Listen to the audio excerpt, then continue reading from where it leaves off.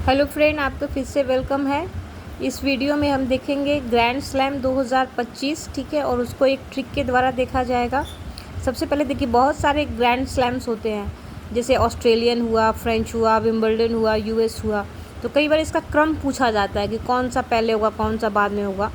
तो उसके लिए एक थ्योरी आती है, ऑफ-बाउ सिद्धांत। ये केमिस्ट्री में पढ़ा जाता है, ऑफ-बाउ प्रिंसिपल। इसमें कक्षा में इलेक्ट्रॉन्स को कैसे भरा जाता है।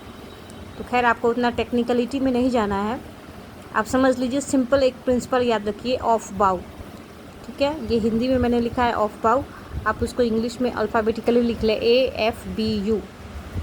अब ट्रिक के द्वारा देखेंगे। ए से ऑस्ट्रेलियन, ए के बाद अल्फ़ाबेटिकली F आएगा, फ्रेंच ओपन। बी है विंबलडन के लिए, और यू है US ओपन के लिए, ठीक है।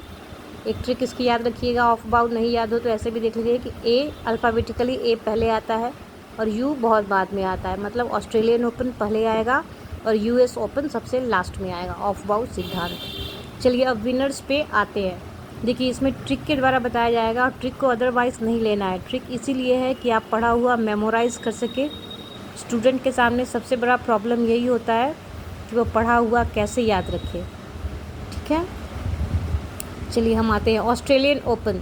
ये जीता है जैनिक सिनर पुरुष में, और महिला वर्ग में जीता है मैडिसन कीज ने। कैसे याद रखेंगे? ऑस्ट्रेलियन में एक शब्द आ रहा है आस, यहाँ ट्रिलियन ढक ले तो आस।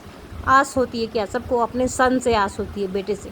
सन कब आएगा? यहाँ सिनर है, आप मात्रा ढक ले इस पर की तो सन ही आ जाएगा, ठीक है।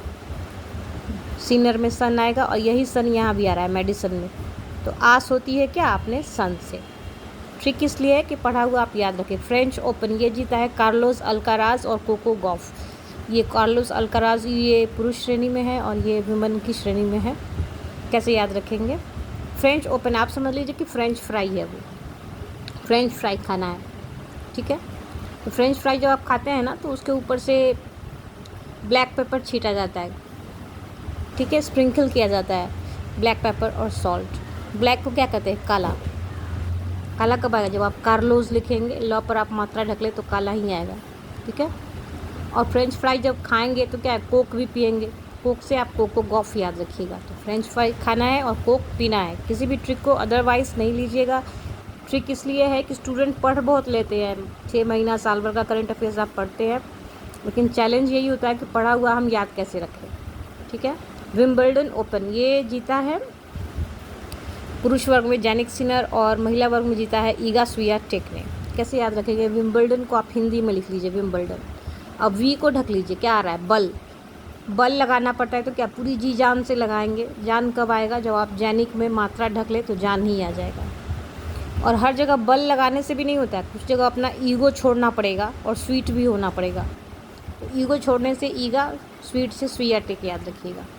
विंबलडन बल लगाना पड़ता है जी जान से, लेकिन हर जगह बल लगाने से भी नहीं होगा, ईगो छोड़ना होगा और स्वीट भी होना पड़ता है, ठीक है। US ओपन ये जीता है कार्लोस अल्काराज पुरुष वर्ग में, महिला में जीता है आर्यन सबालेंका ने, ठीक है। कैसे याद रखेंगे? US में S ढक ले तो एक शब्द अल्फ़ाबेट आएगा यू। और अगर आप यू टर्न ले ले तो सामने वाले के क्या सारे राज खुल जाएंगे। यू टर्न लेना मतलब मुकर जाना, और जिनके राज खुलेंगे उनकी तो वैसे ही लंका लग जाएगी। लंका कब आएगा? जब आप ल पर से एक ही मात्रा ढक ले, ये बिंदी रहने दे तो लंका ही हो जाएगा। तो यू टर्न लेने पर सारे राज खुलेंगे, और जिनके राज खुलेंगे उनकी तो लंका लग ही जानी है। तो ट्रिक को अदरवाइज़ नहीं लीजिएगा। ट्रिक इसलिए है कि आप पढ़ा हुआ याद रख सके।